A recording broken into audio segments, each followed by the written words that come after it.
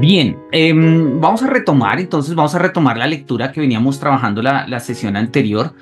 Esta parte, digámoslo así, o mejor dicho, este apartado del libro se llama El primer amor. Y el primer amor trata de un texto de Escribe, así se llama el autor, Escribe. No sé si se pronuncia así, pero pues así es como de una u otra forma lo pronunciaríamos. Y habla sobre una obra que se llama El primer amor. Y en esa obra se establece de una u otra forma la pregunta de cuál es el primer amor. La obra tiene como personaje a el viejo Dernier, o sí, su hija Emmeline, y el enamorado de Emmeline, que es Charles, pero recordamos que Charles es un niño echado a perder, o sea, es un tipo lujurioso, vicioso y demás, y el tipo se perdió. Pero Evelyn sigue, Evelyn no se llama Emmeline, se llama Emmeline, perdón, Emmeline. Emmeline sigue enamorada de él y que piensa que él no ha cambiado y tal, es porque el primer amor es el primer amor, ¿no? Carlos o Charles quiere cambiar para acercarse de nuevo a Emmeline y por eso habíamos dicho que toma el camino de la mística, mientras que Emmeline toma el camino de la ilusión. Y recordemos entonces que la vez pasada, y eso estaba como por acá, ¿sí? Había una especie de tensión literario-existencial entre la ilusión y la mistificación, ¿sí? Mientras que Emmeline ilusiona, Charles mistifica. Ahora, habíamos llegado a la conclusión que uno podría ilusionar la mistificación, ¿sí? Recordemos que por mistificación habíamos entendido procesos de transformación, ¿no? O sea, es un poco la idea, ¿no? Mientras que Emmeline dice, no, Charles no ha cambiado y es el mismo, y es ese niño de 8 años que yo conocí, su corazón puro siempre está ahí y tales, ¿sí? Pues es más o menos, bueno, esa es la ilusión. Y Charles trata de cambiar precisamente para llegar a Emmeline. Ahora que lo digo, eso me acuerda, y esto es friki hasta el 200%, esto me acuerda en Star Wars, de la relación entre Padme y Anakin Skywalker, o sea, Anakin que luego va a mistificar y en su mistificación se va a transformar en Darth Vader. Y acá tenemos a nuestro Darth Vader de cabecera que siempre nos acompaña acá estudiando en nuestras sesiones. Él mistifica y se transforma, mientras que Padme incluso en el momento de la muerte dice, no, todavía hay bien en él y no va a pasar nada y demás. ¿Sí? Esto es un ejemplo, pero nos pasa todo el tiempo. La ilusión asume que nada ha cambiado y el que mistifica quiere cambiarlo todo. Y estos son una tensión literaria y existencial que se dan entre estos dos momentos, ¿no? Y entonces a Kierkegaard le interesa la pregunta, que es una pregunta en el fondo que solamente o en principio va a encontrar respuesta en Emmeline y que de pronto Charles va a entrar ahí también como en escena a jugar. Y la pregunta es si el primer amor siempre es el último. O sea, primer amor, y él lo decía, no nos referimos a primer amor en sentido numérico, sino en sentido fundamental. O sea, el primer amor no es un primero en términos de números ordinales, de primero hay uno, luego hay otro y luego hay otro. Sino se dice de primer amor, se habla del primer amor como se habla de un primer principio, ¿sí? Donde no es que hayan luego otros principios, pues los principios son primeros, por eso se llaman principios, sino que está a la base, está a la base. Y él lo decía, ¿no? Él decía, bueno, la tercera vez que uno ama se dice, este amor de ahora es con todo mi primer amor verdadero.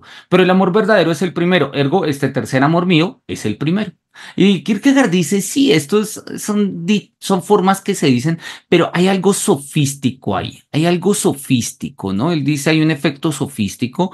Lo sofístico de esto radica precisamente en la determinación de, primero, en que a la vez es una determinación cualitativa y numérica. O sea, está en el orden de los números, primero, segundo, tercero, pero al mismo tiempo se sustrae el orden de los números y se dice, no, es el primero, o sea, el primer amor es el primero. Y justamente, pues es un poco lo que él está tratando de preguntarse, ¿sí? Muchas veces, nosotros quizás hoy en día no lo veamos tan en palabras del primer amor, lo que pasa es que así se llama la obra de Escribe, tal vez nosotros lo vemos en términos del destino, ¿sí? Entonces uno dice, no, todos mis otros amores fueron una preparación para este último amor. pero ese último amor significa primer amor, o sea, el último principio en la filosofía tomista es igual que el primer principio, ¿no? O sea, es Dios, Dios que mueve como causa final, último, o Dios que mueve como causa eficiente, primero. En este caso hablaríamos un poco en estos términos, ¿no? ¿Sí? Y a Kierkegaard le llama la atención que nosotros cuando hablamos del amor lo elevemos a un nivel de principio y de primero, además. Y él dice, bueno, pero pues esto está en la obra, no es una novela, es una obra de teatro. Y entonces, bueno, él dice, estas frases son igual tan sofísticas como las otras e igual de elásticas. Se ama varias veces y cada vez se deniega la validez de las veces anteriores, con lo cual se está afirmando la corrección de la frase de que solamente se ama una vez. Hay una frase muy bonita de Rosa Montero, bueno, no sé si será original de ella, pero ella la tiene, creo que si mi memoria no falla, es en El corazón del tártaro, que dice, el amor es eterno mientras dura. Y esa es la idea del primer amor, ¿no? Es eterno, es primero, es único, ¿sí? Pero mientras dura. Cuando se acaba y luego viene otro, pues ese es otro, ¿sí? Y ese sí es el verdadero amor. No porque sea el verdadero respecto a otro que sea falso, sino porque es el último. Y ahí es como donde Kierkegaard está poniendo su toque irónico y un interrogante de ¿esto funciona así de verdad? Pero bien, sigamos en el texto. Dice, Emmeline sostiene la determinación numérica de su frase. Nadie puede refutárselo, pues cualquiera que lo intenta pierde su simpatía. Ahora, debe someterse a la experiencia y la experiencia se lo refuta. Sigue en pie la pregunta de cómo hay que entender al poeta en este punto. Resulta que ella ama a Rinville, no a Charles. Como es sabido, la pieza concluye con Emmeline dando la espalda a Charles y la cara a Rinville y diciendo, alargándole a aquel su mano, fue un error, confundí lo pasado con lo venidero. Recordemos que este personaje de Rinville es un personaje que le ayuda a la mistificación a Charles. Charles quiere cambiar para volver a acercarse a Emmeline y Charles le dice, oye, claro que sí, yo te ayudo. Sí, perdón, Rinville le dice a Charles, claro que sí, yo te ayudo. Y Charles se deja ayudar por Rinville, pero Rinville realmente está enamorado de Emmeline. O sea, acá hay una especie de triángulo amoroso. Entonces, todo aquello que hace Rinville para que Charles enamore a Emmeline no es más que una treta para que Emmeline se enamore de él. Esto lo vamos a ver muy patente y de hecho es que este es el mismo esquema, ahora que caigo en cuenta, vamos a ponerlo acá. Este es el mismo esquema que vamos a encontrar en su última obra de este libro, El diario de un seductor. En el diario de un seductor vamos a encontrar la historia de Don Juan y de Cordelia. Y Don Juan conoce a Cordelia y es la mujer, es inalcanzable, es admirable, es bellísima, es guapísima, etcétera. Y don Juan dice, yo la quiero. Y don Juan la seduce. Y pues a ver, es don Juan, es un seductor. Entonces la seduce y la seduce muy rápido. Y dice, no, muy rápido. Cordelia todavía tiene algo más que dar. Y entonces dice, le termina a Cordelia y Cordelia queda furiosa y triste porque don Juan le terminó.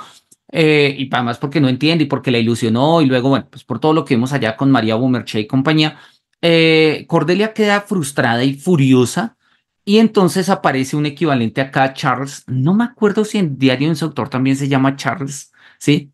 Podría ser, ahora después miramos. Y lo que va a hacer Don Juan es decirle a Charles como, oye, vamos a llamarle Charles porque pues es el mismo rol, ¿no? Le va a decir como, oye, mira, yo sé que a ti te gusta Cordelia y sabes que le gusta a Cordelia, le gusta esto, esto, esto, esto, esto.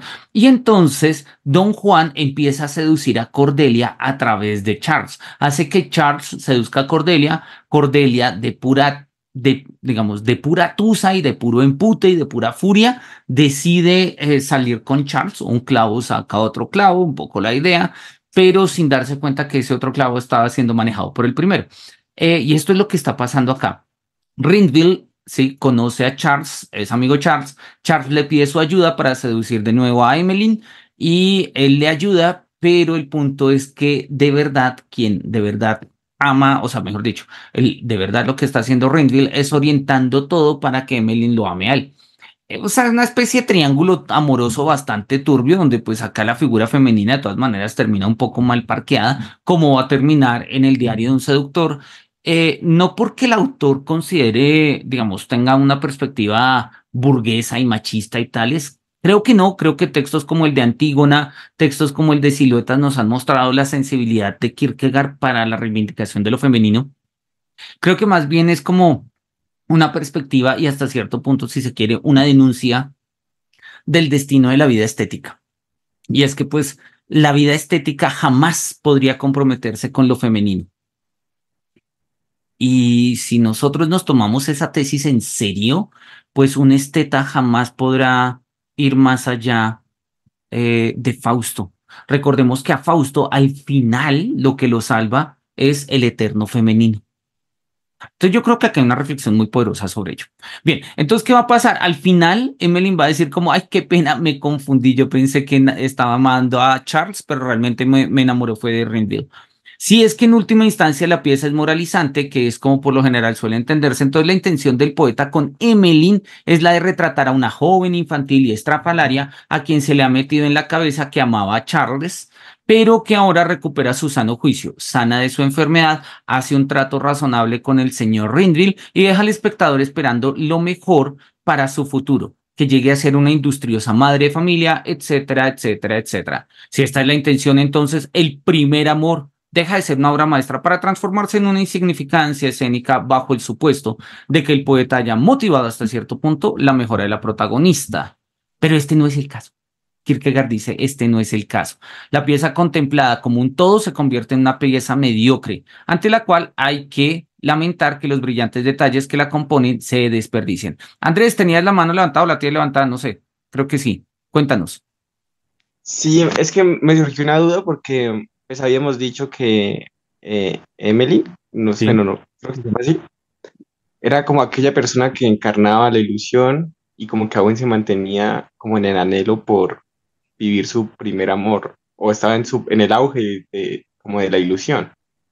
Sin embargo, como que también es, la ilusión no sé, no sé si se va, pero se transforma y ahora quiere pues a este segundo A Rindville. personaje.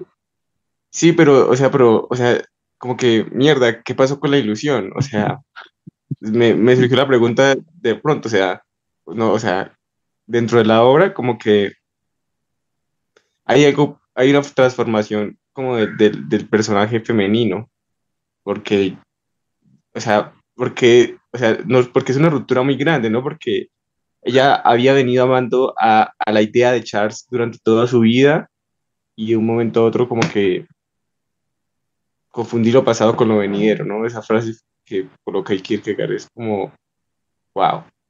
Sí, sí, no Sí, sé, total, como la total. idea. Oye, dame un segundo que está lloviendo durísimo y ahora hay un poco, algo de ruido. Un segundito.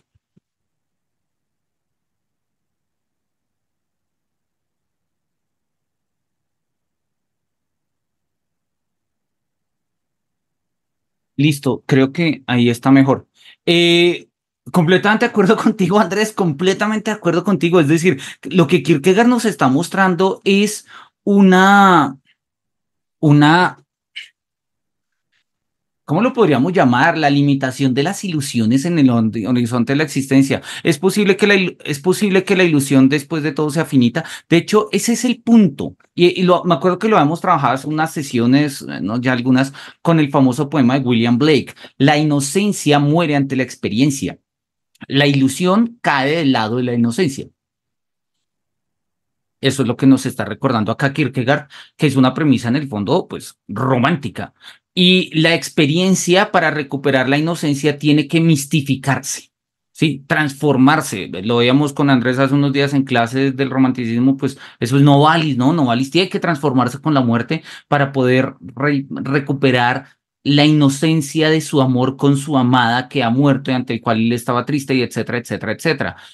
¿Sí? Pero, o sea, esa es la tesis romántica y es bonita y es bella, está bien. Pero Kierkegaard también presenta un análisis profundamente existencial y dice, ese tipo de cosas pasan, podemos confundirnos en la ilusión, es decir, como, uy, fue un error, confundí lo pasado con lo venidero, ¿sí?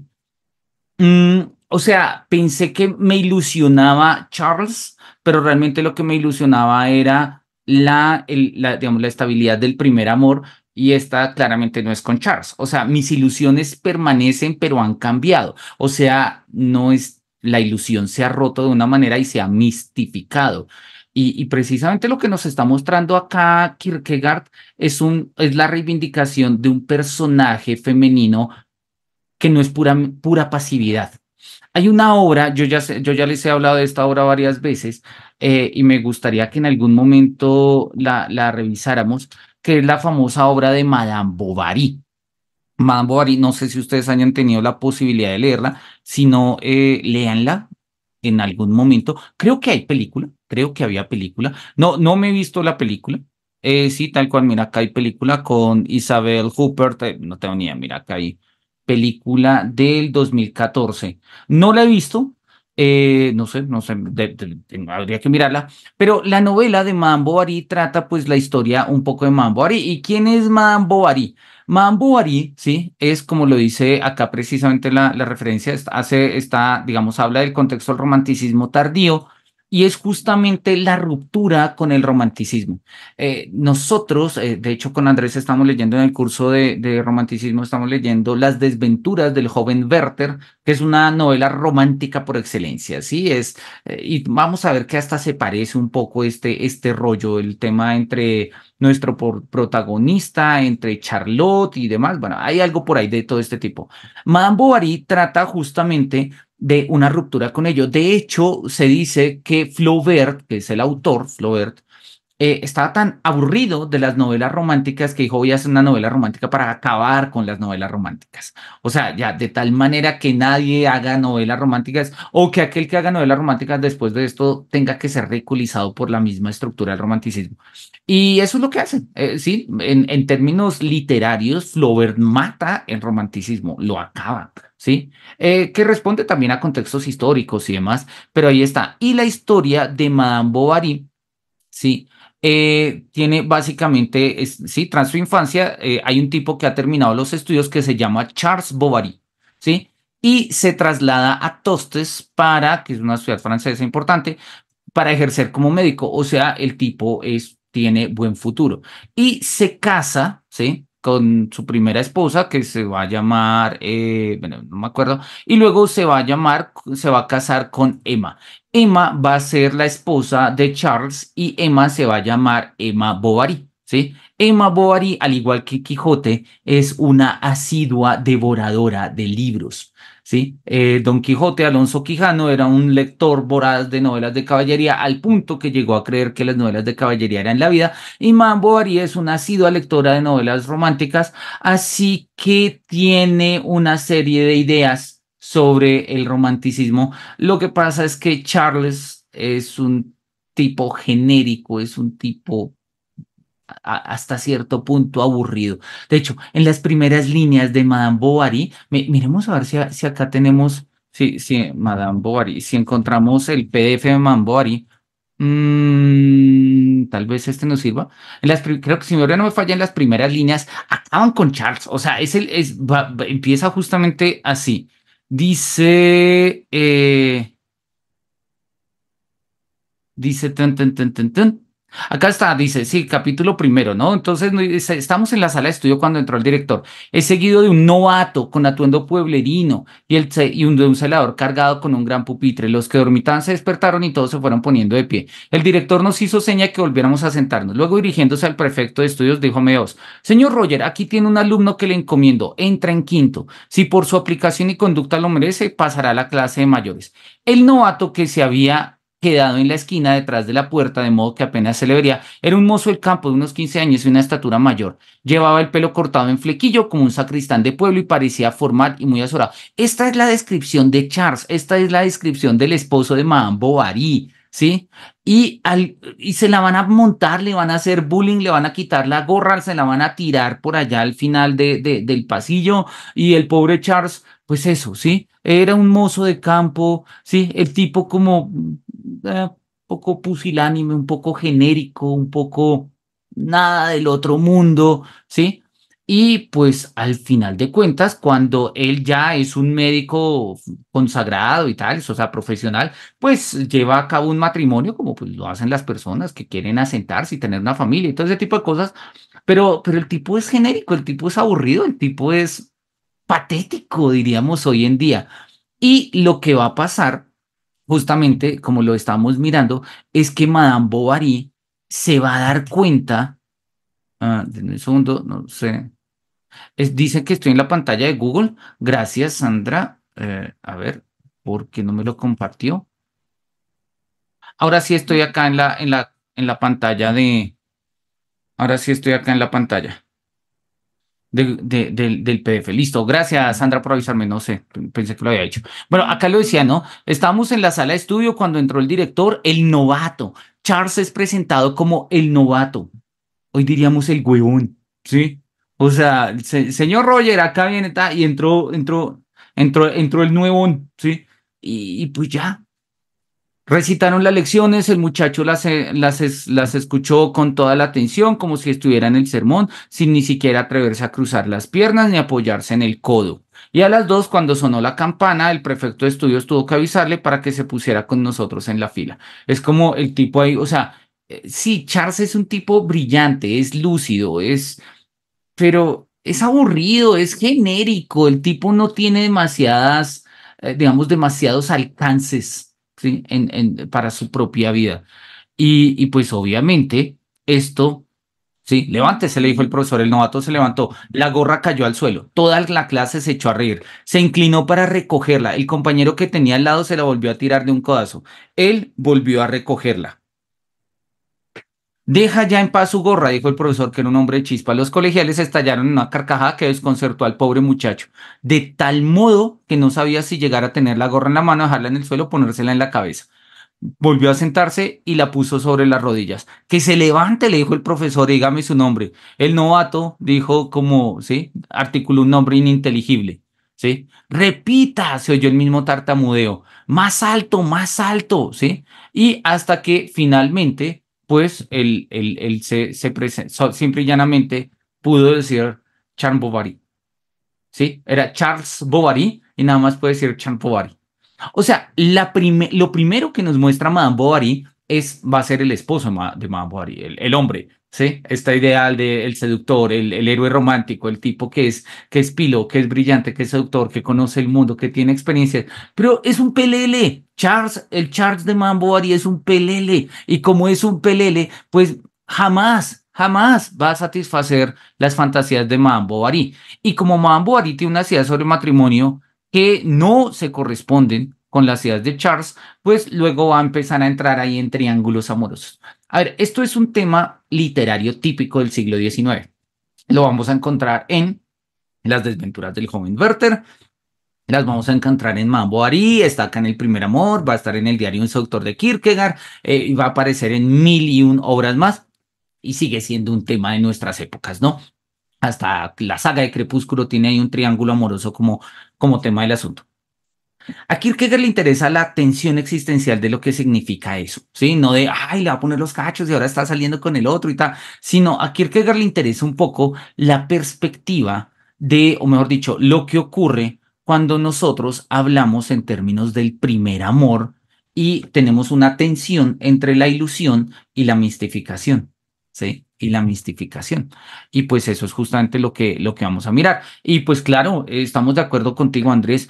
mm, Ante la pérdida de la ilusión, que sería algo que nos rompe, es más fácil mistificar la ilusión y pensar que lo que Emmeline quería no era una ilusión, no era una relación con Charles, sino una relación romántica. Es que lo que pasa es que la va a tener con Rinville, no con Charles, pero oye, pues es simple y llanamente cambiar al hombre de la vida para que el primer amor siga funcionando como motor de la vida humana. Es un pensamiento que todavía se tiene, es un pensamiento que todavía se tiene, ¿no? Al final de cuentas, decía la mitología antigua o cierta lectura de la mitología antigua, que la ilusión es lo último que se pierde, o la esperanza, y en este sentido, pues sería humano mantenerla, incluso a costa del objeto mismo de la ilusión, ¿no? Podríamos verlo así. Bueno, he de mostrar ahora que escribe, que es el autor, en modo alguno ha motivado su mejora. Rinville decide hacerse pasar por Charles. Consigue engañar a Emmeline, se introduce de lleno en la sentimentalidad del presunto Charles y Emmeline se sale de sus casillas de alegría. Es decir, no es en virtud de su persona que Rinville se hace con ella, sino en virtud del traje dominical de Charles, ¿sí? Esto ya empieza a ser un poco turbio, pero bueno, es como avanza la historia. Pero es que aunque en lugar de tratarse de un Charles fingido, se hubiera tratado de uno real, aunque este hubiera sido clavado a Rindville, la aparición de esta figura no habría supuesto ningún nuevo motivo para amar. Por el contrario, ella lo ama con un amor matemático, porque él es congruente con la imagen que ella se ha formado de él. Y eso es algo muy, muy, muy romántico en sentido amplio, o sea, no solo el romanticismo, sino en términos de cómo el amor, digamos, transforma un poco nuestras relaciones. Em, y tiene que ver con esto, ¿no? Muchas veces nosotros no nos enamoramos de las personas, sino de las ideas de las personas. Y muchas veces nosotros, lo que a nosotros no nos rompe el corazón son las personas, sino la pérdida de la ilusión, ¿sí? El que se rompa la idea de una persona. Y es lo que pasa, ¿no? Charles se había ido cuando él tenía 8 años y pues Emmeline se había quedado como, ay, él va a ser el amor de mi vida y no sé qué, y el primer amor. Luego llega Rindy y le dice, no, mira, yo soy Charles, sí, ha pasado muchos años, pero claro, como Charles ya le había contado todo de Melina a él, pues Rindy se hace pasar por Charles y pues sí, ella está enamorada de él. Además porque la figura de Rindy coincide con la ilusión, con lo que Emmeline piensa que es Charles. Luego cuando llegue Charles, pues se va a demostrar el asunto y pues bueno, ya Emily ya sabemos cuál va a ser la respuesta. En rigor, Rinville no ha causado impresión alguna en Emily. En rigor, Emmeline sigue enamorada de su propia idea de Charles. Lo que pasa es que ahora es en otra persona, pero ella sigue enamorada de su misma idea. ¿Cuán falto de fuerzas esta se pone también perdón, cuán falto de fuerzas está, se pone también de manifiesto en que no teniendo el anillo, ella no lo ama, pero tras recuperar el anillo, ella vuelve a amarlo, de lo cual resulta la probabilidad de que el anillo sea para Emmeline un anillo mágico y que amaría a cualquiera que apareciese con ese anillo, ¿no? En la obra, pues bueno, de hecho ahí lo mencionan, no sé, creo que... mm, 35, 35, sí, son los pasajes, escena 9, 12 y 15, listo, página 8, 10 y 11. Eh, yo quiero conseguirme el texto del primer amor, por ahí vi una versión en inglés, pero no me convenció del todo, pero ahora, pues no sé, quiero buscar otro. Bueno, en fin, lo que nos está diciendo acá es... obviamente, pues cuando cuando se separan, cuando Charles tenía 8 años, pues a Charles le dan el anillo, o sea, es el anillo en matrimonio. Entonces, cuando Emmeline le dice, oye, ¿y el anillo? Y Renfield dice, ay, no, no lo tengo, es como, no, paila, o sea, usted no es Charles, usted no es el amor de mi vida, el amor de mi vida jamás habría perdido el anillo.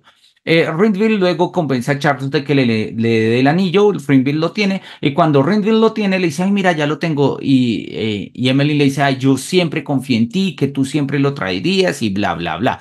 Por eso dice, no, parecería, ¿sí? Cabría la probabilidad de que el anillo sea para Emily un anillo mágico y que cualquiera que se apareciese con él lo amaría, no porque Emily ama el anillo, sino porque el anillo alimenta la ilusión de Emily. Eso suena hasta el Señor de los Anillos, ¿no? Bueno, cuando Emmeline al fin viene a saber que Charles está casado, decide desposarse con Renville. Para que este paso denotase cambio alguno en ella, diré más bien un cambio para mejor, debería haberle sido dado por otro lado a Renville, agradarle con su propia gentileza, que en la pieza aparenta ser de mejor calidad que la de Charles, y a un tiempo debería haber logrado por otro lado desarticular y explicar la obduración teorética de ella concerniente a la absoluta validez del primer amor. Claro, recordemos que Charles había sido un vividor. Sí, Charles había sido un vividor. Y pues como un vividor ya se había casado y había estado allá, pero en algún momento Charles mistifica y dice, no, espérese, yo tengo otras cosas, yo tengo un primer amor, yo quiero volver con Emmeline y bueno, hace todo lo que nos cuenta Kierkegaard que va a hacer.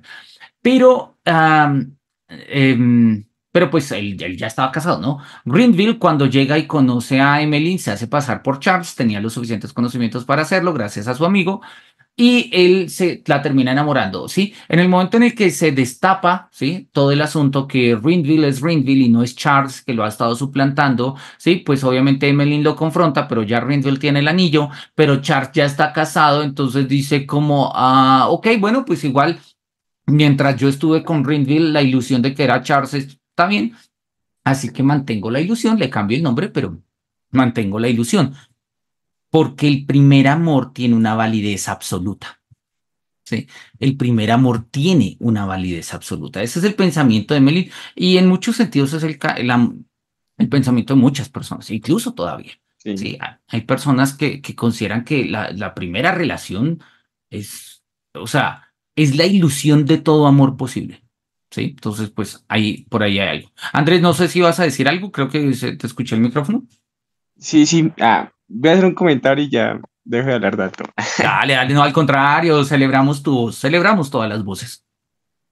Eh, Estaba pensando un poco, pues, en el tipo de relaciones que uno tiene a diario y que uno a veces no, o sea, no es una autocrítica, porque uno, o al menos yo sí tiendo a ilusionarme, no de la persona en cuanto tal, sino de una idea ahí romántica de fondo de casi que de salvación, algo así, no sé, ¿Mm? es extraño, como que ahora la vida va a ser mejor.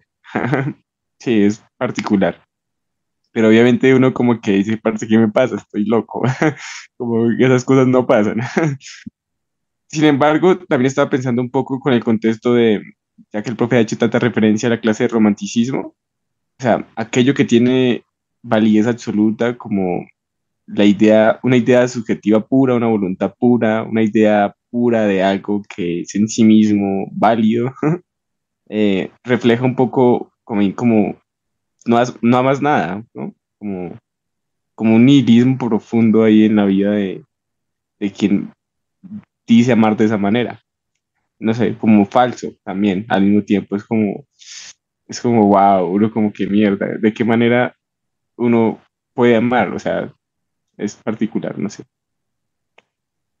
Wow, yo creo que eso que dices es muy importante, es muy lúcido y se da, es un asunto importante porque, a ver, la idea de que el amor salva es una idea, por lo demás, profundamente romántica, profundamente romántica. Yo no sé, Ana María, si nos puedes comentar o escribir, o Sandra, si ustedes también lo ven, pero nuestra cultura todavía mantiene esa, digo nuestra cultura, o sea, nuestros medios y demás, todavía tienen una noción muy soteriológica del amor, o sea, sí, el amor salva, y antiguamente era el amor de Dios, pero ahora es el amor de otra persona, o a veces ahora es el amor del perro, o lo que sea, y no está mal, pero porque es una relación existencial entre el amor y la redención, ¿sí? Y yo creo que en el fondo eso funciona. No sé si lo han vivido así, si lo han experimentado, si lo han sentido de una manera así o no.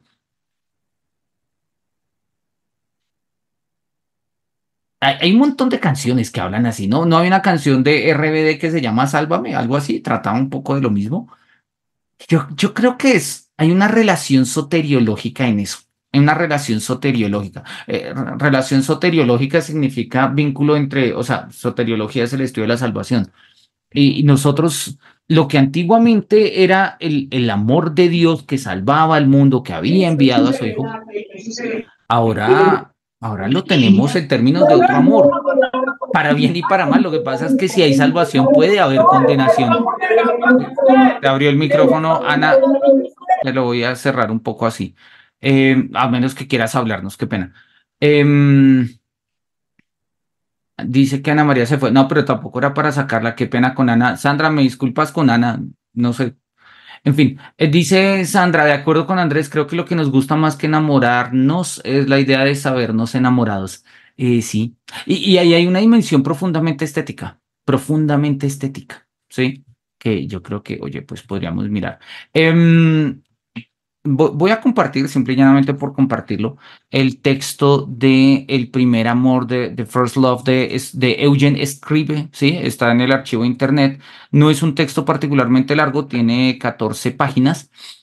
Sí, y si nosotros lo miramos, pues ahí nos va contando un poco como las presentaciones, pues digamos un poco lo que va pasando, pero repito, por mi experiencia, me da la impresión de que esto no está completo, me da la impresión de que le falta algún pedazo, pero bueno, pues porque hay escenas de lo que menciona Kierkegaard que no aparecen acá, ¿sí? Sin embargo, pues ahí lo muestra, ¿no? De hecho, ahí está Emmeline o Emily, acá dice como Heavens, has Charles married her? O sea, como Dios mío, se ha casado Charles con ella, ¿sí?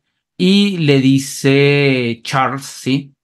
Para salvarla de un destino fatal, sí. O sea, Charles se casó con su ex, ¿sí? Para casarse con, pues para salvarla a ella. Y sí, tienes toda la razón. Hay una lectura del amor como redención y como salvación. Y Charles quiso salvar con ello a su primera esposa, pero luego él se dio cuenta que ese amor no lo salvaba a él y que el amor que lo salvaría a él sería el de Emmeline, acá en este libro, el de Emily, ¿sí? En la versión en inglés. Y Emily se va a dar cuenta que ese amor no la va a salvar a ella, sino que lo hará su primer amor. Pero su primer amor no es Charles porque Charles ya rompió eso. Pero ella tiene la posibilidad de mantener la ilusión, transformándola un poco, mistificándola, donde Rainville ahora ocupa el lugar de Charles.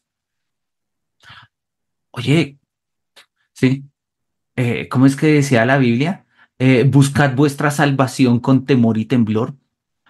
Si lo ponemos en estos términos eróticos, o sea, relacionados al amor, parecería que buscamos enamorarnos con temor y temblor, ¿no?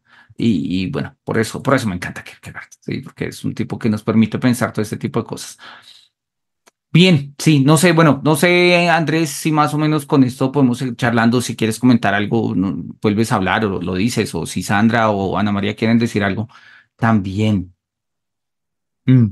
Yo creo que es una relación peligrosa seguir pensando que el amor tiene que salvar. Yo creo que necesitamos desoteriologizar el amor, o sea, dejar de pensar el amor como un escenario de salvación. De hecho, hoy en día que se habla tanto de inteligencia emocional y sanación interior y todo ese tipo de cosas, una de las cosas es justamente eso, ama a la persona, no las ideas que te hagas de las personas. Y las personas no son ni mesías, ni ideas, ni redentores, son personas. Y ¿sí? A veces me gusta, y eso es de Nietzsche, ¿sí? A veces lo dice Nietzsche así, nuestro amor al prójimo no es más que nuestro mal amor a nosotros mismos, ¿sí? A veces queremos encontrar en el amor a los otros lo que nosotros no podemos encontrar, porque básicamente a la base hay un mal amor por nosotros mismos, ¿sí? Nuestro amor al prójimo no es más que nuestro mal amor a nosotros mismos. Eso aplica para obras de caridad o para relaciones amorosas también. Bien, sigamos un poco acá. Greenville aparece haciéndose pasar por Charles y a ella, aquel le agrada tan solo en tanto se parece a este. Y la imagen que ella tiene de Charles no es una grandiosa pieza de fantasía como lo que le correspondería llenar una figura poética. No, a su Charles ideal se le conoce por una multitud de casualidades, sobre todo por un anillo en el dedo. Solo en virtud de su parecido con Charles le agrada Greenville y este no logra desarrollar ni una sola de las gentilezas que le son características y que podrían impresionarla. Ella no ve en absoluto a Rindle, sino a su propio Charles. ¿Sí? Ahora, yo creo que eso debe ser hasta triste para Rindle, ¿no? Que a uno una persona lo ame simple y llanamente porque uno no es más que el receptáculo de la ilusión que ella tiene de otro. Y pasa por lado y lado, ¿no? O sea, digamos que en este contexto pasa en un sentido romántico, o sea, bueno, romántico me refiero pues a temas eróticos, amatorios y demás. Eh, Freud lo va a poner un poco al revés, o sea, mejor dicho, lo va a poner un poco más que al revés, lo va a poner un poco más turbio y va a mostrar cómo a veces nuestra idealización del amor no es más que la idealización de nuestra madre o de nuestro padre, ¿no? Complejo de Edipo, complejo de Electra, que no necesariamente tiene que ser así, pero oye, puede pasar. Hay quienes buscan en su pareja a una mamá o hay quienes buscan en su pareja a un papá, ¿sí? Y en el fondo es simple y llanamente, pues, eso, o sea, es poner a alguien en el ideal de. Se encuentra en el punto de amar a Charles y de odiar a Rinville. ¿Cuál de ellos es el más gentil? No lo decide con verlos. Está decidido hace ya mucho tiempo. Cuando Charles se presenta como Rinville, ella lo encuentra repugnante. Repugnante. Claro, Charles cuando llega no se puede presentar como Charles porque Rinville ya se ha presentado como Charles. Entonces le toca a Charles presentarse como Rinville, ¿no? Ahí está como el teje-maneje. En este juicio, el espectador debe darle la razón, pero no parece ser la intención del poeta otorgarle mayor valor. Ella sabe que él es repugnante antes de mirarlo y con apenas mirarlo corrobora lo que sabe. El poeta pretende más bien mostrar que su juicio acerca del presunto Rinville es una arbitrariedad y por ello insiste en que sea parodiado por el juicio del padre. El padre no le encuentra ningún encanto al presunto Charles. En cambio, el presunto Rinville lo encuentra gentilísimo y la hija al revés. Él lo encuentra así porque así lo quiere y ella lo mismo. Claro, pues, el papá ve al verdadero Charles y dice, wow, me encanta este tipo. Y ve al falso Charles, o sea, Rinville, y dice, este tipo es como genérico. Y a Emily le pasa al revés. Ve al falso Charles y dice, este es, me gusta porque corresponde con lo que debería ser Charles. Así físicamente no me atraiga y tales. Y al verdadero Charles, no sé, no me gusta. Entonces, es eso. Lo encuentran así porque así lo quieren. Y ella lo mismo. O sea, de una u otra forma, de una u otra forma, nosotros no queremos a las personas por lo que ellos son, es un poco la propuesta del primer amor, sino porque nosotros decimos que sean lo que queremos que sean y lo que terminamos amando es la voluntad de que sean lo que nosotros queremos. Ahí nos dice Andrés, a Rendell no le importa, él no la ama realmente, también es un amor genérico como el amor de los ricos. Sí. Sí, bueno, aun cuando en algún momento Kierkegaard va a decir que Ruinville tampoco es que sea tan, a ver, tan déspota de la voy a utilizar, no, o sea, Renville la ama, pero no la ama pasionalmente. Para Renville ella no es su primer amor. Para Renville ella será, pues no sé, como eso. Me gusta esa expresión, el amor de los ricos, en el sentido más genérico, donde el amor no es lo primero, porque lo primero, pues, son otras instancias, ¿no? Lo primero son medios de producción, la empresa de la familia, la herencia, otro tipo de cosas. Las telenovelas mexicanas y colombianas nos han llenado de eso por montones.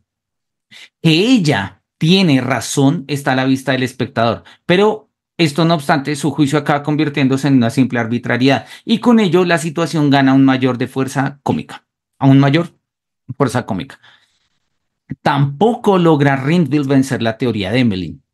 Charles está casado, así que ella no puede conseguirlo a no ser que esté dispuesta a plantearle cara al resto. Claro, si Emmeline acepta que el verdadero Charles está casado y que ese es su verdadero Charles y todo ese tipo de cosas, pues tiene que enfrentar la realidad. Y pues Emmeline quizás no está, sí, no está preparada para ponerle la cara. Así como no estamos preparados ninguno de nosotros a ponerle la cara a lo que está detrás de nuestras ilusiones. Por eso creo que es tan difícil ir al psicólogo, ¿sí? O ir a procesos terapéuticos, porque nos bajan las ilusiones, nos muestran realidades y, oye, la ilusión es un proceso, Kant lo dice, la ilusión es un proceso de la naturaleza de la razón, no podemos no ilusionarnos. Claro, Kant lo habla en términos de la razón pura, pero nosotros podemos hacer la traducción porque en el fondo, palabras más, palabras menos, hace referencia a lo mismo. Kant considera que la ilusión, dicho de manera simple, consiste en tomar las ideas por cosas. Eso es una ilusión, ¿sí? Palabras más, palabras menos, repito. Y es un poco lo que está pasando acá, ¿no? Estamos tomando la idea del primer amor como pues como una realidad, como algo que está, y pues tiene que estar en Charles. Y si no está en Charles, pues no está. Y no importa quién sea Charles, eso lo decidimos después. Bien, acá tenemos una nota de Kierkegaard. Kierkegaard dice que habría quizás contar con otra salida, a saber que Emily tuviese la idea de conformarse con la mitad de corazón de Charles. O sea, algo, bueno, algo semejante lo había visto ya en las novelas y no era impensable que todo se aclarase del todo para Emily. En general, es bien extraño que falte en la literatura europea un equivalente femenino de Don Quijote. Mira, oye, jamás, creo que no me acordaba de esta cita, creo, o si la había leído, no, o nunca la leí, o no me había acordado. Me llama poderosamente la atención. Falta un equivalente femenino de Don Quijote.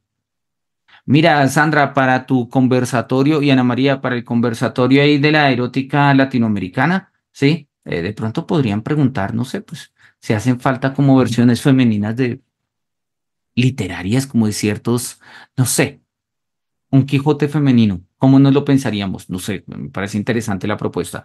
¿Acaso no habría llegado ya el momento para ello? ¿Acaso no habría sido descubierto aún el continente de la sentimentalidad? Se desposa con Rindville por dos motivos.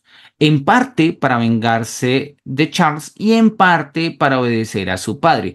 Que lo haga para vengarse de Charles pone en evidencia que sigue amándolo. Este motivo se encuentra dentro de la lógica de la novela y no cabe considerar en modo alguno que ella haya sanado. Que lo haga para obedecer al padre indica que o bien han invadido su alma la seriedad de la contrición y el arrepentimiento por haberse permitido tomarse a chirigota a un padre que, sin embargo, solo tenía una debilidad, ser bueno para ella, pero esto entraría en contradicción con el resto de la obra, de la pieza, o bien su obediencia se funda en que la voluntad del padre está en armonía con su temple y según esto ella sigue siendo la misma. No se estima en la pieza ni lo más mínimo que denote que su elección de Rindville haya de ser más razonable que el resto de cosas que ella lleva a término. O sea, tal cual. Yo creo que eso en el fondo pasa cuando uno tiene una ilusión y más una ilusión del primer amor. La esencia de Emmeline es el infinito devaneo. Ella devanea tanto al principio como al final y por ello puede uno divertirse por entero con el efecto cómico de toda la pieza, que se deriva del hecho de que la situación siempre le sea adversa. Y no ha mejorado al final de la pieza, como tampoco había mejorado Erasmus Montanus en la obra de Holberg, que bueno, eso es una obra de nota 38, lo voy a decir, es la comedia de Ludwig Holberg, Erasmus Montanus, ¿sí? Que es una obra, bueno, que se estrenó por acá, según parece, en 1566-67. Bueno, no tengo ni idea, no la conozco, no la conozco. Ella es una teórica demasiado grande y una dialéctica demasiado buena. Cualquiera con una idea fija es un virtuoso monocorde, como para dejarse convencer por medios empíricos. Y yo creo que eso es lo que tiene la ilusión, ¿no? Cuando nosotros nos ilusionamos, somos demasiado, o sea, somos grandes teóricos y profundos dialécticos, no nos vamos a dejar confundir con medios empíricos, ¿sí? Eso es lo que pasa con la ilusión. Y me gusta, porque eso, de hecho, digamos, lo que pasa cuando vivimos en la ilusión, ¿sí? Pues, y es, pues, a ver, el dicho en sencillo es lo siguiente: cuando uno vive en la ilusión, ninguna situación empírica puede desmontarnos la ilusión, porque es que la ilusión no es del plano empírico, la ilusión es del plano reflexivo, racional, imaginativo, especulativo, si lo queremos. Oye, somos demasiado dialécticos para dejarnos llevar por una ilusión, ¿sí? Por algo empírico. No, pero es que no te ama, pero es que esto es circunstancial, ¿me amará? O en el futuro, o Dios permitirá que en la otra vida, y sí, este tipo de cosas nos puede pasar, ¿sí? Andrés nos pregunta, ¿podríamos diferenciar la tragedia y la comedia en ese sentido? La comedia cree saber, pero la tragedia sabe. Oye, es un buen punto, es un buen punto. No lo había visto así. Valdría la pena profundizar un poco en las nociones, pero por ahora me gusta la idea. Sobre todo porque, como ya lo hemos visto, para Kierkegaard, la comedia, la tragedia, sobre todo la tragedia moderna, como ya lo hemos visto, tiene que ver con un nivel reflexivo, ¿no? ¿Se acuerdan que él decía la tragedia antigua hay más sufrimiento que pena? Perdón, más pena que, ¿cómo es? Más pena que dolor porque pues los personajes sufren más, pero piensan menos en su sufrimiento. Y en la tragedia moderna hay más dolor que pena porque los personajes reflexionan un poco más sobre su sufrimiento. Él lo dice al comienzo pues él lo dice en el texto que hemos leído de Antígona. Y en este texto, él hace una distinción de la comedia antigua y la comedia moderna. Y él nos va a mostrar acá de una u otra forma, ¿sí? Que una pieza en 5 actos de la comedia antigua y una pieza de 5 actos de la comedia moderna, si bien duran lo mismo, la diferencia es un poco la densidad. Parecería que la comedia moderna es más densa que la antigua. Y más densa es, pues suceden más cosas a lo largo de ese tiempo, ¿no? A lo largo de ese tiempo sucede igual número de cosas. Esa es la pregunta. Y parece, lo que Kierkegaard nos está mostrando es que parece que en la comedia moderna pasan más cosas que en la comedia antigua y eso la hace más densa y por ende favorece las confusiones. Y las confusiones consisten en que cree que uno sabe, pero no sabe. Y pues precisamente ese ha sido el carácter cómico que él ha estado encontrando en Emmeline todo este tiempo, ¿no? Que Emmeline cree saber cuando no sabe. Bien. Sí, yo creo que puede ser un buen punto. Me gusta la idea, Andrés. Charles le ha sido infiel. Ella se desposa con Renville y sus escrúpulos románticos no le hacen reproche alguno. Se atrevería a aparecer ante la tía Judith si ésta viviera y decirle: no amo a Renville, nunca lo he amado, amo solo a Charles. Y aún añadiría: solo se amó una vez y el primer amor es el amor verdadero. Con todo, tengo respeto por Renville, por eso me he desposado con él y he obedecido a mi padre. ¿Sí? Entonces, sí, solo se ama una vez, el primer amor es el amor verdadero, y sin embargo me he casado con Renville y esto funciona y esto no tiene ningún problema porque pues el principio no ha cambiado. Yo respondería: en efecto, niña mía, según una anotación del manual está permitido dar este paso. La anotación reza: si los amantes no pudieran tenerse mutuamente, les estaría dado seguir viviendo. Y aunque no puedan tenerse, su relación tendría la misma significación que si se hubiesen tenido. Y sus vidas serán tanto o más bellas y serán tenidas en todo por una vida en común. Lo sé por experiencia propia. Claro, eso es como la definición de manual del amor romántico, ¿no? De no importa que no estemos juntos, nos amamos y en el amor tenemos esta unidad y este es como nuestro primer amor y tales, ¿sí? Lo sé por experiencia propia. Mi primer amor era un seminarista, pero no era capaz de ganarse el pan. Era mi primer amor y fue el último. He muerto soltera y él sin pan. Si en cambio una parte le es infiel a la otra, el otro tiene derecho a casarse, aunque debe hacerlo por respeto. Claro, el tema de la infidelidad que sigue siendo, vea, eso muestra cuán atravesado está estos conceptos en nuestra noción digamos, de comunidad, de familia, de relación de pareja, ¿sí? El punto del primer amor no se rompe con el hecho de que no se realice, pero el primer amor sí se rompe con la infidelidad. Y viene la pregunta: ¿qué es la fidelidad? ¿Qué entendemos por fidelidad? Hace no mucho tiempo, denme un segundo y se los muestro.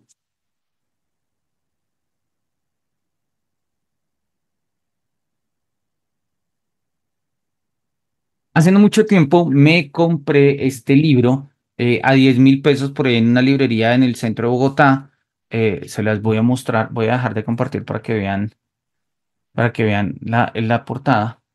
Se llama Filosofía de la Fidelidad, no sé a ver si ahí se alcanza a ver, de Josiah Royce. Es un libro que fue publicado originalmente en Estados Unidos, denme, a ver denme un segundito, a ver si acá aparece el año. Creo que este es de comienzos del siglo XX, si mi memoria no me falla, como de la década de los 20, si mal no estoy. A ver, por acá debe estar. mm,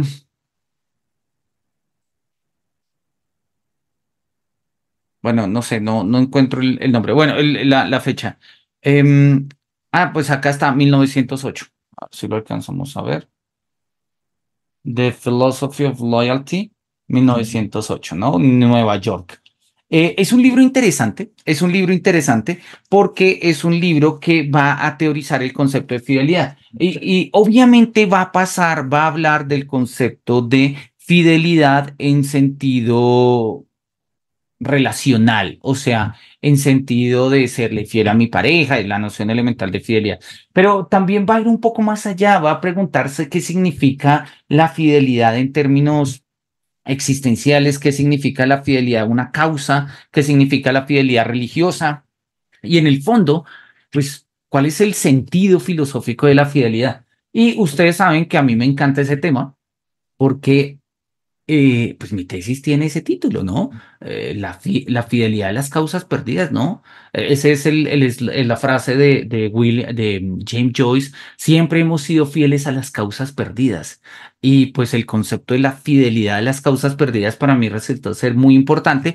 Curiosamente, yo en mi tesis hablo, digamos, la fidelidad la explico en ciertos términos. No conocía esta obra, la vine a conocer ya después de haberla escrito. Y me gusta esos términos. La fidelidad no es simple y llanamente posesión, no es únicamente, ¿cómo lo podríamos decir? Como eso, de esto es mío, ¿sí? De limitarlo. Y entonces me es fiel, entonces es mío, y en el momento en el que me es infiel, entonces porque ya no es mío y alguien se lo robó, dime quién se lo robó y todo ese tipo de cosas. No, la fidelidad tiene más bien que ver con una especie de orientación de la existencia. Y nosotros somos fieles a nuestras causas, una de las cuales es el amor, o mejor, una de las cuales es la ilusión, ¿sí? Es la ilusión. Y yo creo que muchas veces nosotros damos por sentado una idea de fidelidad que si nosotros empezamos a repasar, pues nos damos cuenta que no tiene nada por sentado. Valdría la pena echarle una mirada, ¿no?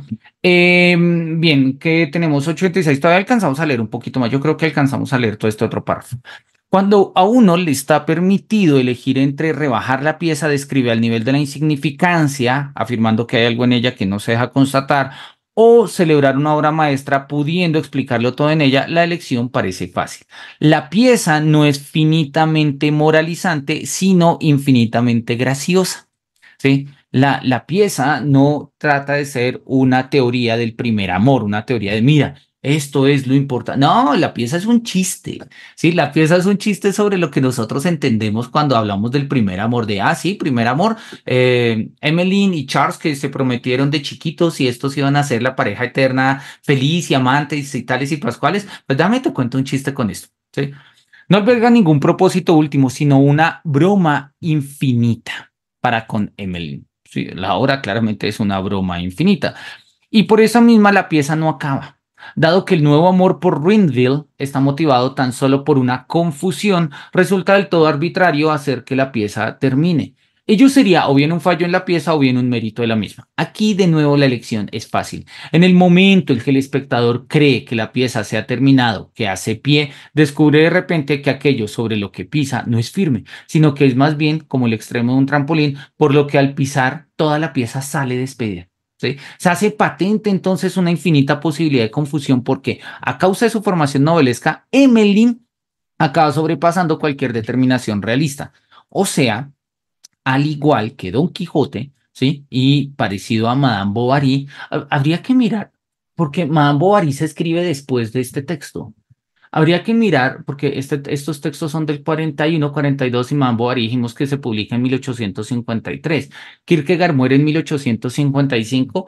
Desconozco si haya leído a Flaubert. Creo que no lo leyó en sus diarios. Hasta donde yo conozco no hay referencias.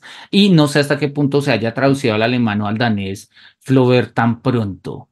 Y repito, pues habría una diferencia como apenas de 2 años. Pero en este caso podríamos pensar que Madame Bovary cumpliría de una u otra manera un equivalente a lo que es Don Quijote, ¿sí?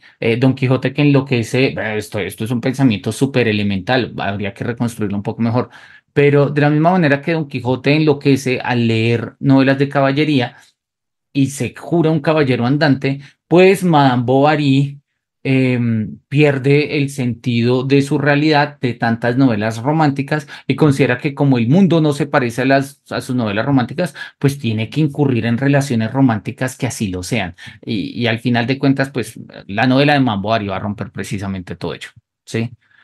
Em, sí, le pasa un poco lo que le pasa a un Juan que vive en lo inmediato, ¿no? Pasa de una mujer a otra, pues precisamente porque no puede comprometerse con ello. Eh, Porque en el fondo, y Kierkegaard lo decía, don Juan está enamorado no de las mujeres que enamora, sino del enamorarse. Don Juan ama el enamoramiento, ¿sí? Que es más o menos lo que le pasa a Emmeline. Emmeline ama su ilusión y ya, pues eso es secundario. El resto, la realidad es secundario, ¿sí? La realidad es secundaria, o sea, así como Emmeline no se deja convencer por hechos empíricos, ¿sí? Emmeline sobrepasa cualquier determinación realista. O sea, la realidad no tiene absolutamente nada que hacer acá. Esto no se trata de algo real, pese a que se supone que se consolida como algo real, un matrimonio, una herencia, una familia, bla, bla, bla. Que el Charles real no era su Charles, ya lo ha captado, pero entonces tan pronto Rinville se convierte en Rinville, ella pretende convencerse de que este tampoco lo es. El hábito hace al monje y el hábito romántico es lo único que ella mira. Quizás este muestre una nueva figura parecida a la de Charles y así en adelante. Si la pieza se entiende en estos términos, entonces la réplica final de Emmeline resulta incluso penetrante, mientras que de no ser así, a mí me resulta cuando menos imposible encontrar en ella sentido alguno. Emmeline caracteriza el cambio de movimiento. Antes su ilusión yacía tras ella, en lo pasado, y ahora ella la busca en el mundo y en lo venidero, pues no ha renunciado al romántico Charles, mas por mucho que ande arriba y abajo, su expedición tras el primer amor ha de ser comparable al viaje que uno emprende tras la salud, la cual, como suele decirse, está siempre en la estación anterior. O sea, vemos acá que Emmeline claramente entra en la noción de la desgracia, ¿sí? Y eso es un poco lo que termina siendo hasta cómico. Emmeline como desgraciada, suena, bueno, sí, como, bueno, como ser desgraciado, para no ponerlo ahí tan fuerte. Emmeline como ser desgraciado. Recordemos que Kierkegaard nos había dicho en El más desgraciado que la desgracia consiste en vivir siempre a destiempo, ¿no? Vivir demasiado en el pasado o demasiado en el futuro, no poder tener un presente. Y pues así es, su ilusión estaba en el pasado y ahora ella lo va a buscar en lo venidero. Y ahora ella lo va a buscar en lo venidero. Y en este sentido, pues como su ilusión queda en el pasado o en el futuro, pero jamás en el presente, pues Emmeline va a estar siempre oscilando en su propia desgracia. Lo que pasa es que está tan aferrada a su ilusión que no es consciente de ella. Y ello lo ve el público y en ello reside la comedia.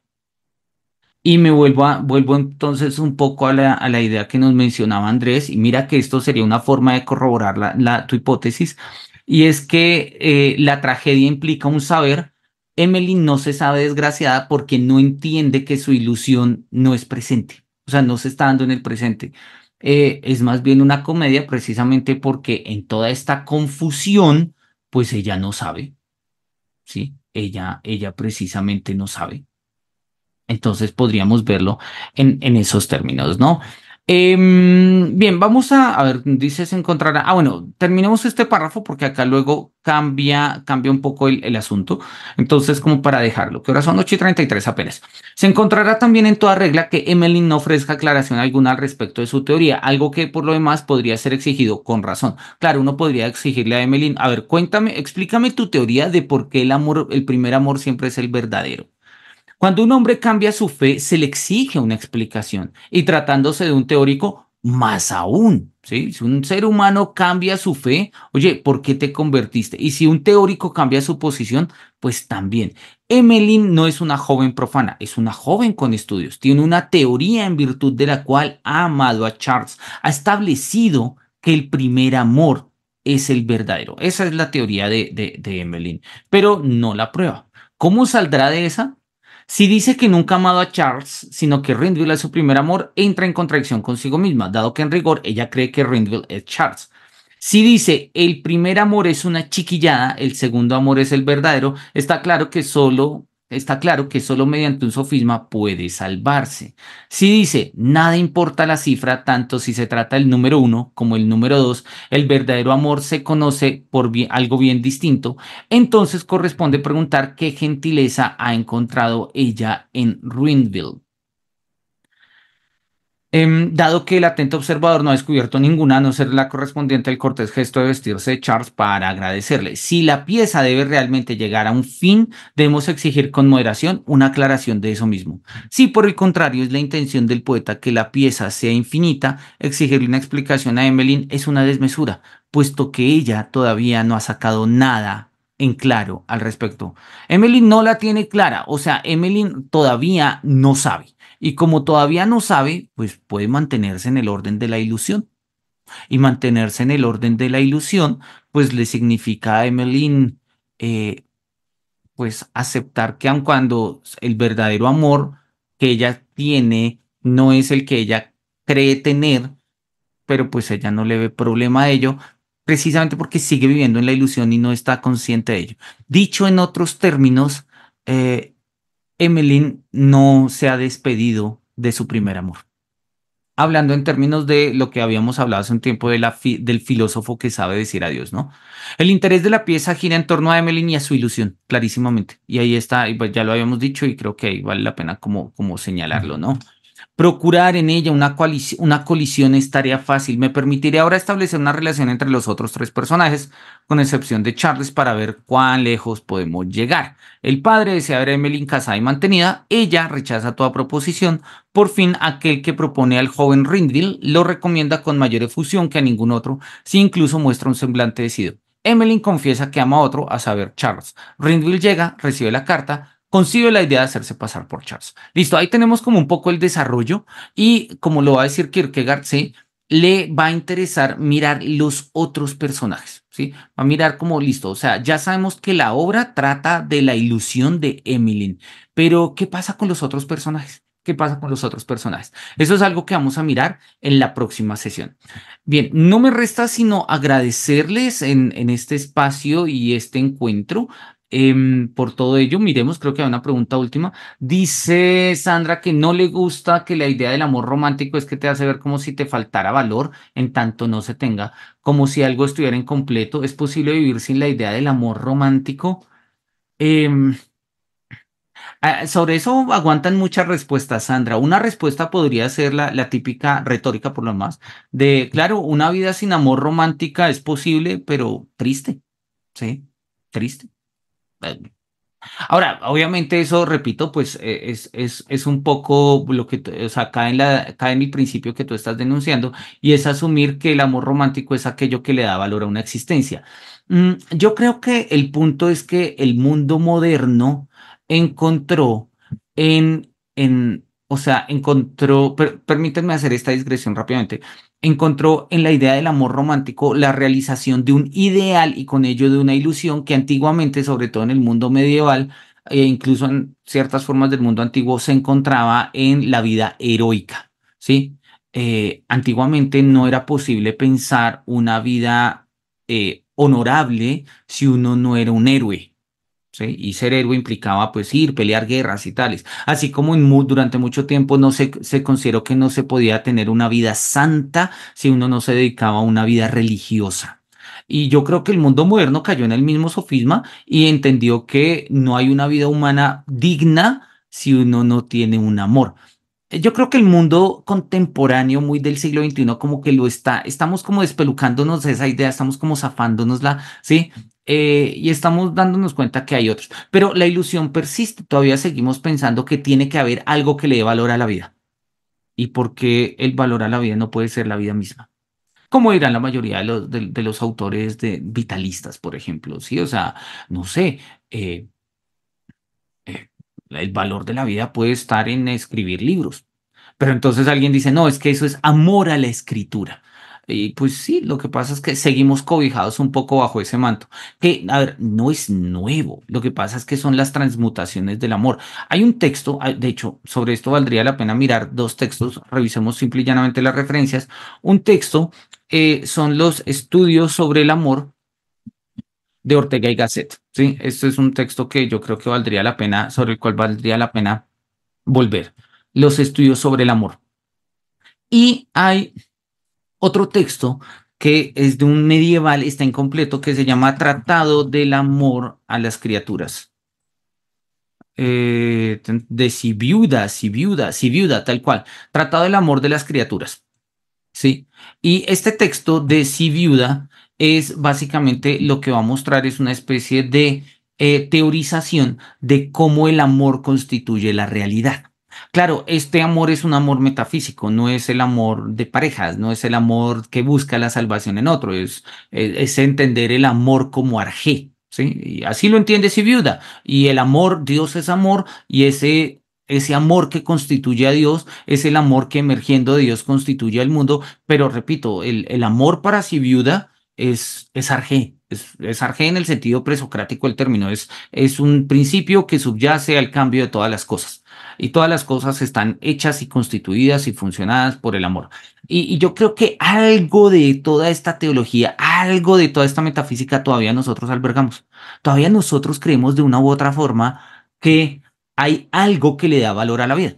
Y en este caso, pues el amor, porque repito, además hace una categoría profundamente teológica. Lo que pasa es que desteologizada ya no es el amor por la patria, entonces ya no tiene que ver con heroísmo, ya no es el amor al arte, entonces ya no tiene que ver con esteticismo, pues nos queda el amor a la otra persona, entonces nos queda una noción pues eso, de amor de pareja. Hoy el siglo XXI lo está trabajando un poco más de, no, es el amor por ti mismo, ámate a ti mismo, perdónate a ti mismo antes de... Entonces, pero vuelve y juega el asunto. Parecería que una vida que no, la vida de alguien que no se ama a sí mismo, ¿sí? Es como si uno estuviera incompleto. O sea, lee tu formulación bajo esa premisa y tiene exactamente el mismo sentido, ¿sí?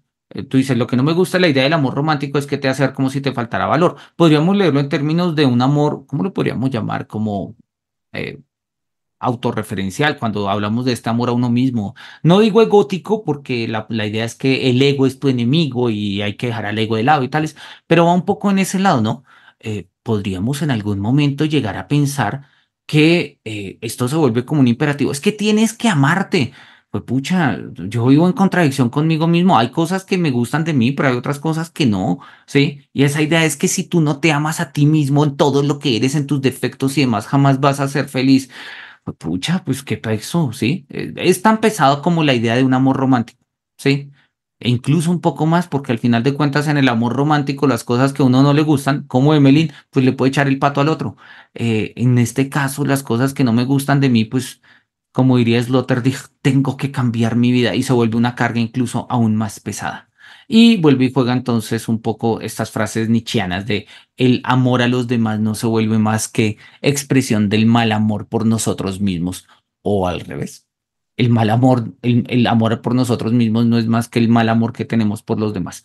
Bien, sobre esto pues naturalmente vamos a seguir charlando, todavía nos quedan unas cuantas páginas, pero me encantó hablar con ustedes. Así que Sandra, aún acá nos dice, ¿entiendes? No, muchísimas gracias por estar acá. Un feliz fin de semana, pásenla lindo. A Andrés también, Ana María y pues a todas las personas que nos ven en estos espacios. Que los cielos nos miren con su beneplácito y nos vemos la otra semana. Hasta luego.